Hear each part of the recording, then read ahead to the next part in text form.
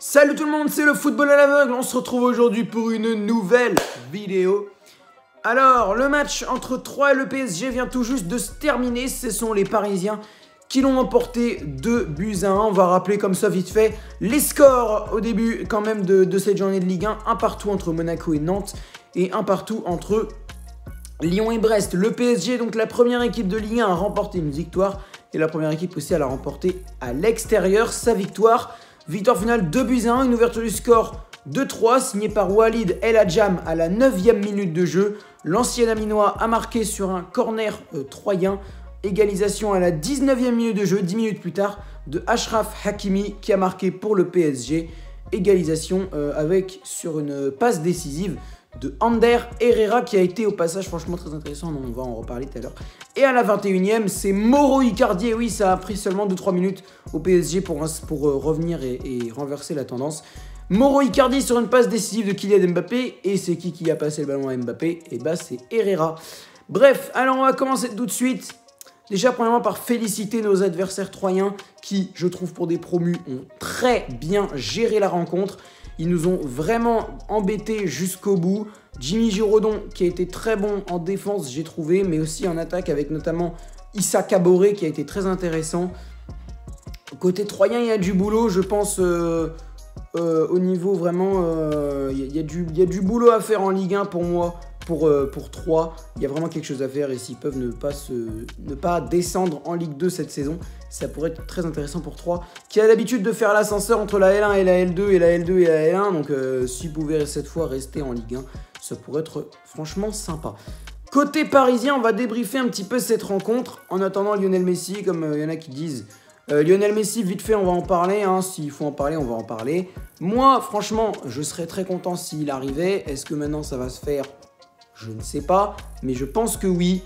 Donc, on va attendre, mais je pense normalement que ça devrait pouvoir se faire. Alors, du côté de Paris, Keylor Navas dans les buts. Bah voilà. Alors, on va voir juste un truc avec la caméra. Hop, ouais, est-ce que c'est... Je pense que c'est mieux comme ça. Mister Navas... Bah voilà, fallait pas le vendre. Heureusement, on l'a pas vendu. Par contre, fallait pas acheter Donnarumma non plus. Maintenant, pour moi, ils l'ont fait. C'est une grosse erreur.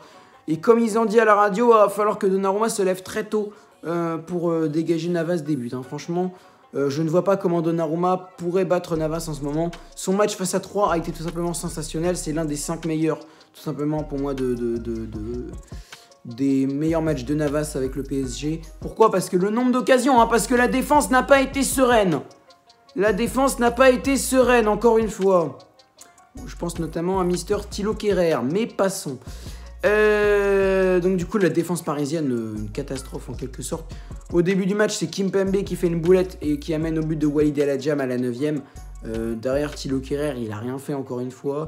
Abdou Diallo, j'ai trouvé pas mal, en vrai, ça va. Et Hakimi, ah bah Hakimi,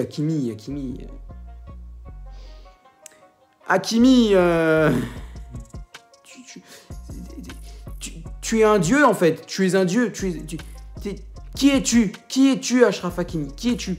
Vraiment, il a fait un match génial.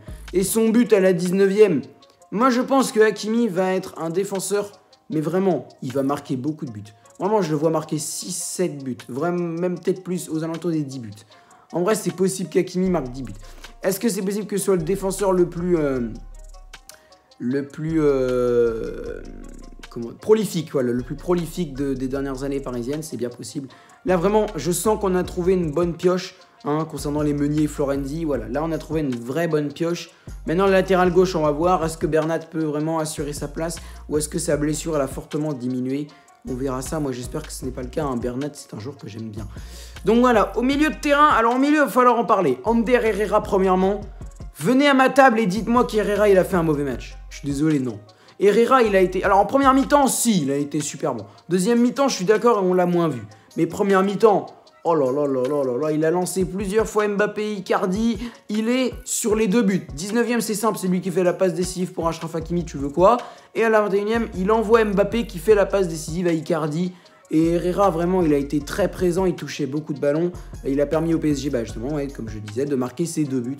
Non, vraiment, Ander Herrera, il a fait un super match. Ensuite, Danilo Pereira,